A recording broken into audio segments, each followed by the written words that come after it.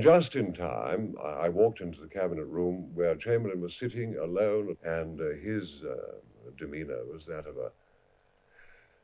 a worn-out, broken man. The red light came on steady. I leant over his shoulder, put him on the air, and then sat down behind him and was alone in the room with him throughout this momentous speech.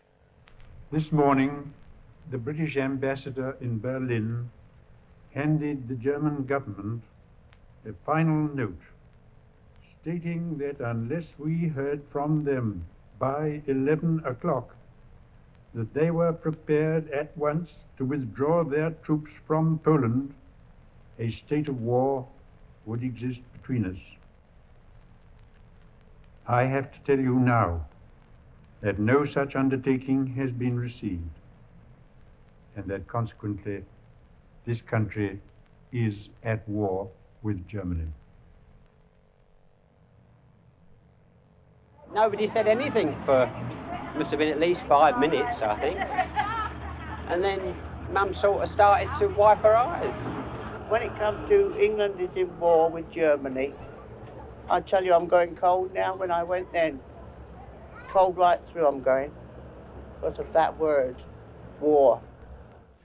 Then one of my friends came up and said, why shouldn't we stop the Chancery clock? I said, go on, do it. The clock was stopped, and we pasted a white piece of paper over the face, on which we wrote, this clock stopped at 11 a.m. on Sunday, September the 3rd. One extraordinary facet of this morning was looking out through the enormous windows of the cabinet room. One saw people strolling about in the sunshine. It was a lovely morning, completely oblivious of what was going on in the cabinet room, this world-shattering pronouncement which was being made. Well, Chamberlain finished speaking. The red light went off. Into the room came first Lord Halifax, the foreign minister, followed by other cabinet ministers. I took my leave. I got outside. One couldn't really grasp the reality in the same way as when someone close to you has died. We don't really grasp it immediately. And almost precisely as those thoughts went through my mind, the air raid sirens sounded.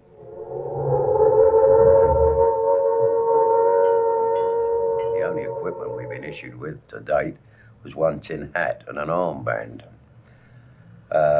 More or less, it seemed like organised chaos to me, and I just didn't know where we were going to start and finish. We weren't afraid, not us youngsters, because it was a new experience for us. But I suppose the older people, they were very apprehensive about it. I had expected to be absolutely sick with terror when a siren went. I thought I'd go nearly mad. And it was the most wonderful thing I can imagine to find that I, far from feeling sick with terror, I felt so exhilarated, so excited, so pleased with myself. And looking round the bus, I got the feeling that everybody else was feeling tremendously pleased with themselves. And when new people got onto the bus, it was like welcoming people onto your raft or onto your desert island. You know, we felt they were all sort of marvellous new friends who were joining our marvellous elite group on this bus. It was a most gorgeous feeling. I dived down the pathway of a house, and there was a chap standing there. I said, I'm sorry that I've had to come up your garden path, but I must take cover. I've been ordered to take cover. He said, well, I'm afraid you can't take cover in my shelter, he said. I was the only one down this turning that decided to have a shelter.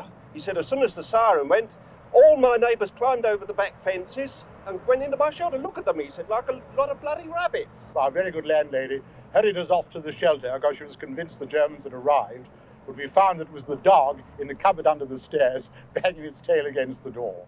I was playing tennis. Sirens went and belted home as quick as we could. I felt sick and I couldn't eat me dinner. All the bloody dockers ran for all they liked down Player Road out of the way. I was dead scared when the siren went because I thought the Germans was coming after us. I heard the sirens go and I was all wobbly at the knees.